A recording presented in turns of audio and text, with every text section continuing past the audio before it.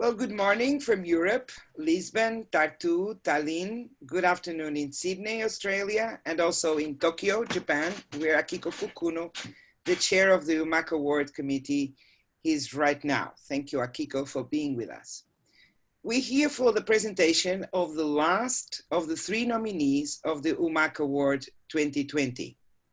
The UMAC Award is presented annually by ICOM UMAC, the Committee of ICOM for University Museums and Collections, to a university museum or collection anywhere in the world, big or small, whose projects or initiatives demonstrate innovation and creativity, excellence, and transferability of ideas that can be adopted by other university museums and collections, and that have significant impact on the host university, the community, or society at large. Usually the UMAC Award is announced at the annual general meeting of UMAC, but in this very special year of 2020, we moved the announcement online with a short presentation by the nominees. 3 outstanding projects are in competition, and today we will be hearing about a project presented by the University of Tartu in Estonia in a session moderated by UMAC Vice Chair Andrew Simpson. So thank you to our colleagues from Tartu for being here, and thank you, Andrew, and over to you. Thank you very much, Marta. Yes, welcome everybody and everybody watching this presentation. As Marta said, this is the 3rd and last one of our nominees for the UMAC Award for 2020, and the standard of all the projects that we've seen that have been put in for the award have been absolutely outstanding. It really does show the creativity and the innovation that's going on around the world with university museums.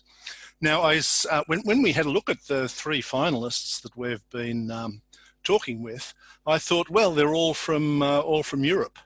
But in fact, that's wrong, because 2 are from the UK and they're no longer in Europe. So this is really the only European entry that we have. But of course, the UMAC Award, it's like Eurovision. Anybody with a university museum can enter, of course.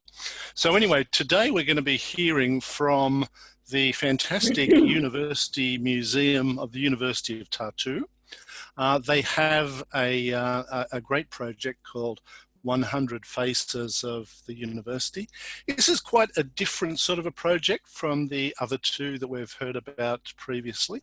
But allow me to introduce the 3 main participants in the project. We have with us to tell us about the project Mariann Raisma from the University of Tartu, Karoliina Kalda, also from the University of Tartu, and Birgit Püve from Tallinn, I believe, who was the photographer for the project.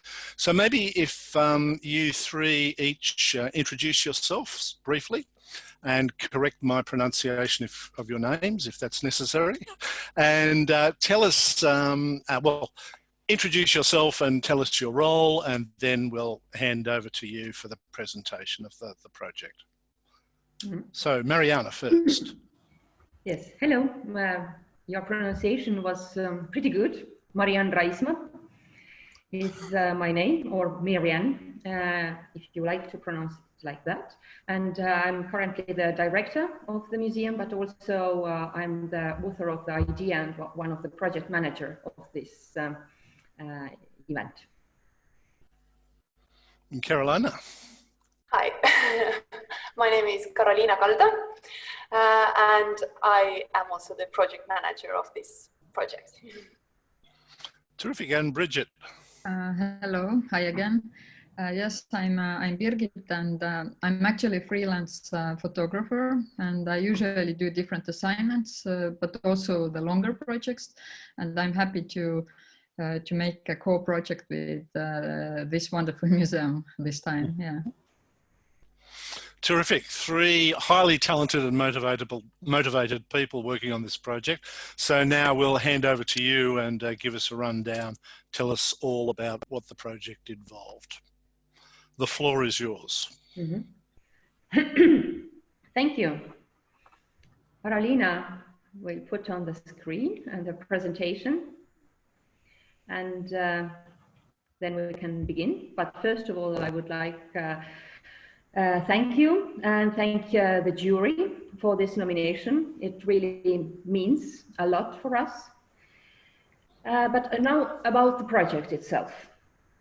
The project, 100 Faces of the University of Tartu, developed over 3 years and was finalized to celebrate the 100th anniversary of the Estonian language University of Tartu in 2019.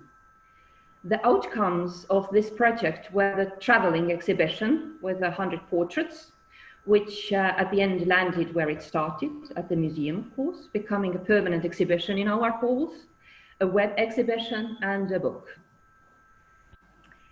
The project started from the question, how to celebrate the centennial of the university. Ideas started from the wish to document the present day university. It is easier to deal with the glorious past or wonderful collections, if you have any, but how to document the contemporary face of the university. I liked the idea that museum is an institution which unites the past, present, and if possible, also the future. Personal dialogue is very important, then artifacts starts to become alive. And our main goal was to show through the personalities the special meaning and value of our alma mater and demonstrate the variety of specialities and ideas. Together, we learned the art of storytelling. And also, it was very important that it was a participatory project. The departments themselves had to choose these persons according to the principles what we gave in advance. But involvement of the academic community has been one of the most important results of this project. The inspiration of this exhibition were the historical portrait galleries of the scientists and great minds. What is also important and trendy, to be honest, is to tell the greater story through one object.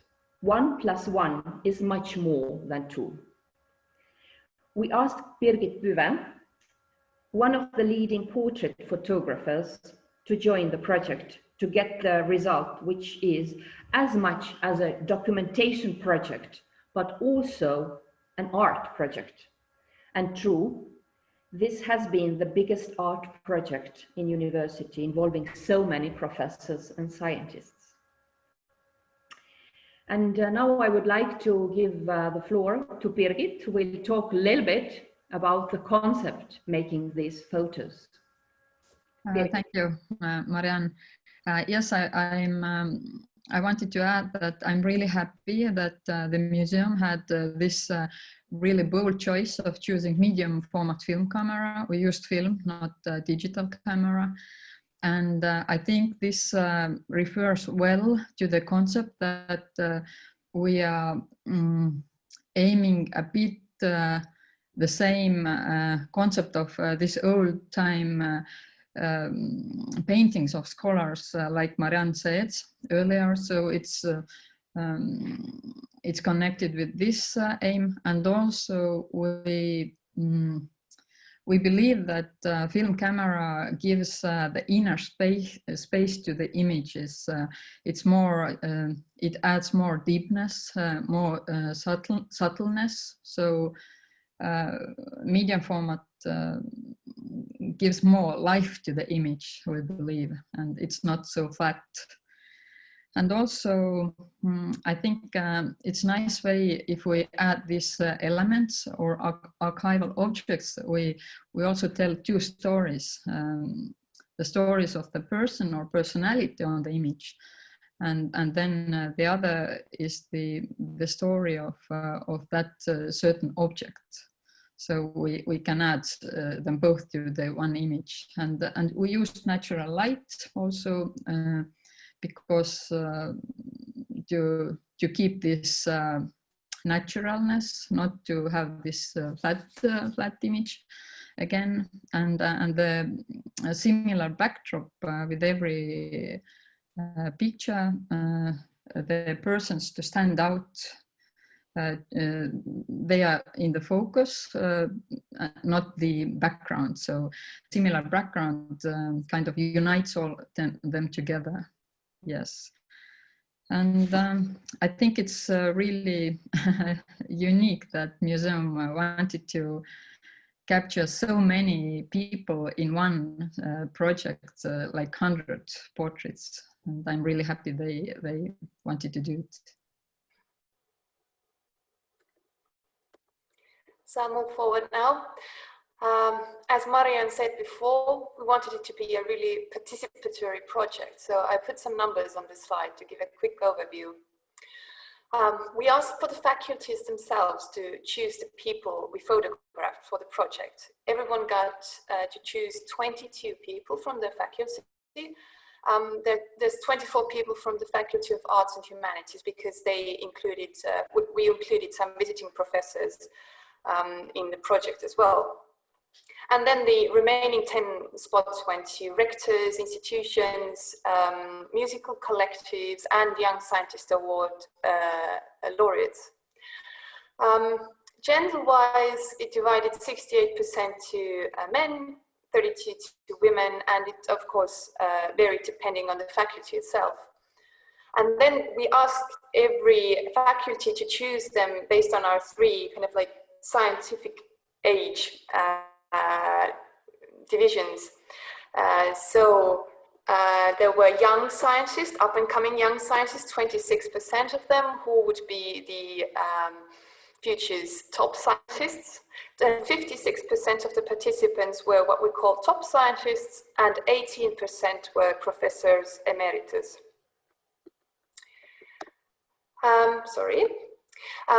So along with the photos taken starting from the spring of 2017, a big part of the project was choosing the objects they had to be photographed with. And it was a long project, long process as well. Participants had different ways of doing that. Some had donated objects to the museum or were well aware of what we had in our collections. Then there were those who had a clear idea of what the object had to be, and we had to find an equivalent from our collections. And then a number came from our suggestions based on their research or speciality in the university, and the suggestions were done by Mairo, Rääsk, who was our project manager in the first stage of the project, and our collections holders, Tuuling and Virge, Lell as well. In addition to the photos, we wanted to include text to the exhibition, and text on we wanted to include answers for two questions. So the first question was, why did I choose this object in particular? And the second one was to do with the national, with the anniversary of the National University. So it was, what does the National University mean to me? And I'm really glad we gave them these questions, because we gained a lot of insight into why they chose those objects and what stories they themselves created behind these objects. So I'll give a few examples. Many of them approached this in a practical way, so something they would have used in the research and a scientific instrument, for example. But there were others that chose the object in a more symbolic manner. So for example, Margit Sutrop, who is a professor of practical philosophy and head of the Center for Ethics at the university, chose a carbon microphone, and she said, sometimes one needs an amplifier in order for the voice of the Center for Ethics to be heard. So it's a good way to choose an object. Then there were those who chose it based on a personal story. As I said, some donated things before, but for example, Marlon Gerardo Dumas Mendivar chose a computer he had learned programming on when he was still in high school. And as he said, It was August 1991, coincidentally when Estonia was regaining its independence. I did not know that Estonia existed at the time, and I would never have imagined I would be Professor of Information Systems at the University of Tartu decades later. In the digital era, the world is small. And we were especially glad of those people who kind of managed to change our perception of an object. So Jüri Lember, a mathematician, for example, he chose a chandelier, not for the chandelier's body itself, but for the chain. And as he wrote, this old chandelier chain is simple and reliable, just like a Markov chain, a popular mathematical means of modeling randomness, the favorite of probability theoreticians since 1906. So I don't know much about mathematics, but I now love the chandelier. We took these photos all the way from April to October, and then in November we were finally ready to exhibit the exhibition. So we went up in the main building of the university and in the museum simultaneously. And we got to see a lot of the participants. They themselves got to find themselves on the portraits, or their relatives, that's seen on the picture on the left below. We also had a lot of media attention for the project. There were multiple stories on the local newspaper, Tartu Postimees, and on the Estonian-wide paper Postimees. Also a special paper devoted to the 100 Faces a week after the exhibition went up. Then we gained attention from the television channels who picked it up. We opened a special Facebook page for it, for people to keep up with where the exhibition was in any current time. And in 2019, when we really celebrated the 100th anniversary of the Estonian Language University, the university themselves used it as a social media campaign. So they posted these pictures and on Facebook and created a web exhibition as well. After it had stayed in the main building and the university for 4 months, the exhibition traveled, and it traveled to 9 places. We had set a name for it to travel to at least one building of every faculty and some public buildings across Estonia in the span of 1.5 years. And we achieved that goal, fortunately. So, for example, we brought it to the physics building, which is seen on the left, and to the university hospital's main atrium, where a lot of people pass through every day. Also, we went to Pärnu, which is one of the college cities of the University of Tartu, and to a concert hall and several other places. And everywhere it was like visiting someone's home, because their colleagues got to see these photos taken and got to find the participants they themselves knew. And then last fall, it landed back in our museum. So now it's kind of like a gallery of great minds in our main hallway at the museum, and everyone who comes gets to see it in its full glory. Along with the exhibition, we also published a book. So the book gave us lots of opportunities to include more text, of course. So we got to ask about the speciality, why it's important for Estonia, why it's important for the scientific world. We got to include the scientists' personal biographies, and also we got to look a bit deeper behind the objects and their origins as well. And then the book was kind of launched in October of 2019. So here's a lovely group photo of all the almost 40 participants of the project who managed to come to the book event itself. And now I think I'll give Mariann a chance to sum this all up.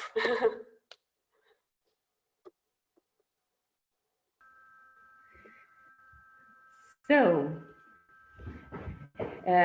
2019 was really a very busy year for us, and we managed to execute very different projects, but this one was a very inspiring experience and beautiful outcome, and very thankful for all the participants who took part of this wonderful project. And I think the main keywords are the cooperation in this project, and also new connections, better knowledge of our collections, which is for us, of course, extremely important, but not only for us in the museum, but also in a larger scale, also inside the university. What is, I think, also quite important, that you can use this idea and transform it into the form which you find useful. It can be quite cheap project, to be honest, but it can have quite big influence. So I hope that it will inspire different universities to do the similar projects. It helped to show the value of the museum inside the university, which is quite important for us, because sometimes scientists and departments of the university doesn't understand the meaning of the museum inside the university. And of course, this project helped to translate the core of the university in a very simple and understandable way to the students, to the university in general, and to the society in large, which is one of the aims of the University Museum. So I would like to thank our team and the supporters with whom we did this, and of course these 100 persons who really made the content of the project, and at last, of course, to Birgit, who made the form of this project. If you look at the pictures, you can see that a majority of them are quite serious, and you know, universities, nothing very, it's academic institutions. So we found that less than 10 persons are smiling with the teeth, but what a smiles they are. So I hope that you will enjoy this exhibition and this book as well. And with this wonderful picture, we will end our presentation. Thank you. Thank you very much, Mariann, Karoliina, and Birgit. That was an excellent presentation and a very interesting presentation. I think the thing that really strikes me about your project is that firstly, it's one of the things that university museums, I think, can do better than any other parts of the university, and that's tell an institutional narrative. So the whole thing is grounded on institutional narrative as the value that you're bringing with the project. But also it's museologically, it's very, very simple, matching people with objects, with stories that links them to the university and to the university's achievements. So I think it's fantastic. It's the kind of project that any university could do. And in a way, this makes it quite different from the other two projects that we've seen.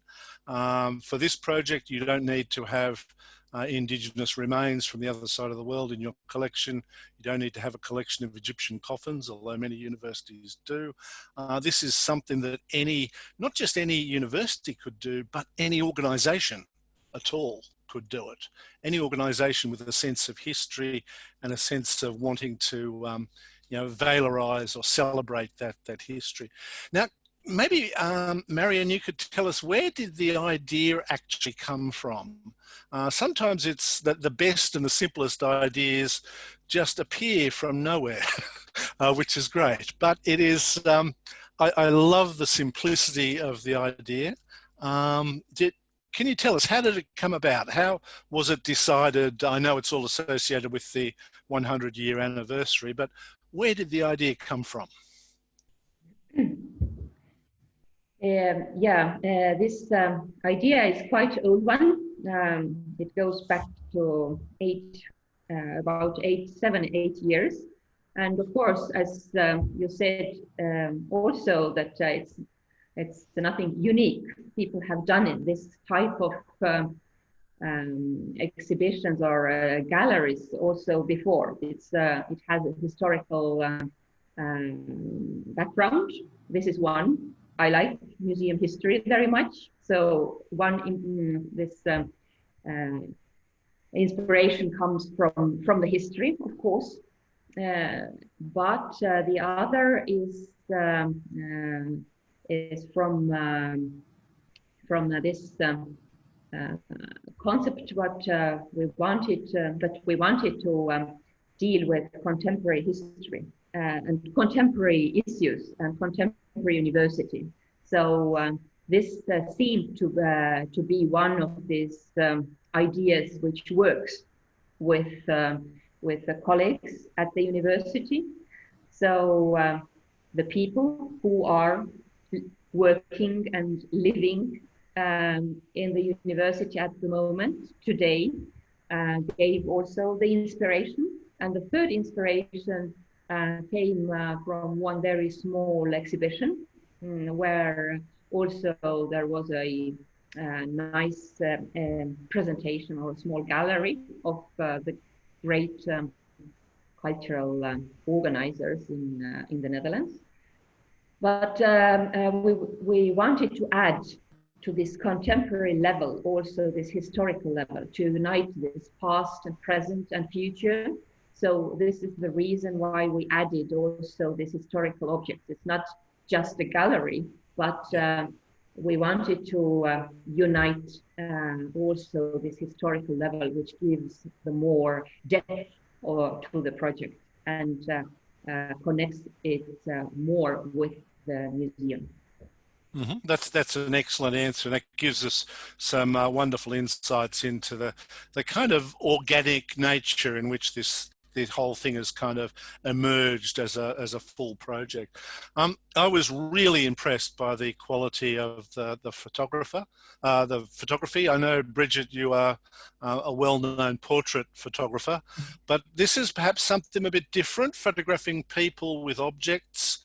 Was there something new that you learnt from undertaking this project in terms of your sort of professional practice as a photographer? Yes, for sure. Yeah, it was especially in the beginning, it was kind of challenging because I used to notice the communication between me as a photographer and the sitter usually, but now we had one more thing I Yes. had in mind, the object. So I also had to see and to show what is the communication with the sitter and the object as well. So it was like a third thing to have in mind, and it was challenging, but it was also so interesting. So to include these personalities, objects, and also the whole picture together. Yep. It reminds me, I think, and that's a fantastic answer. It reminds me, it takes me back to the John Dewey's philosophy about what he used to refer to as intrinsic and extrinsic values of objects, and every encounter between a person and an object is an exchange of some sort. And I think you've actually expressed that very well in trying to sort of capture that three-way relationship between the photographer, the object, and the sitter. So that's really interesting. Maybe a question for Karoliina too, if I could. You were the project manager for this. we got a great sense from the presentation how much everyone learned from doing this project. But I'm wondering, could you tell us a little bit about whether you thought it had an impact on the leadership of your university? Do you think that now your rector thinks that, oh, the University Museum, it's very good. They do wonderful creative things. We must give them more resources. Did you have that kind of an impact, do you think, with the leadership? Because that kind of relationship between a university leadership and a museum is always sort of an interesting and complex one. So do you think your project had made some changes?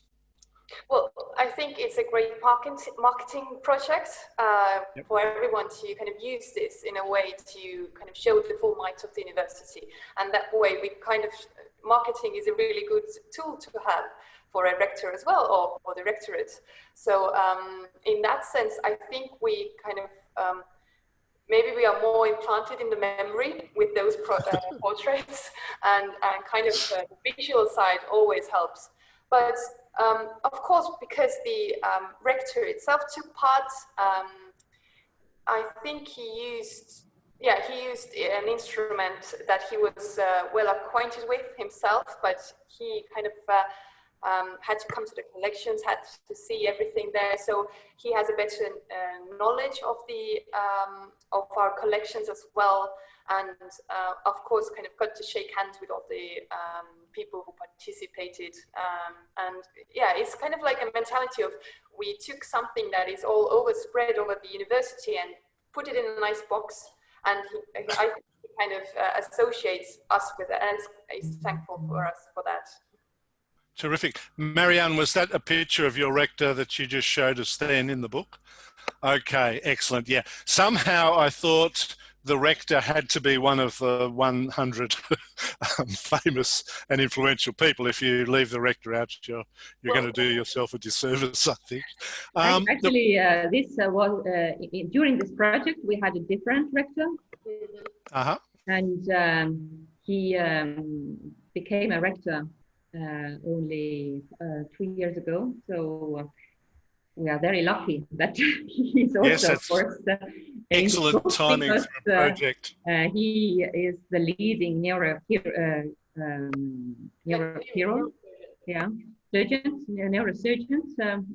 so of course he was, and he is in this book, but at first not as a rector, but as a top specialist in Estonia. Mm-hmm.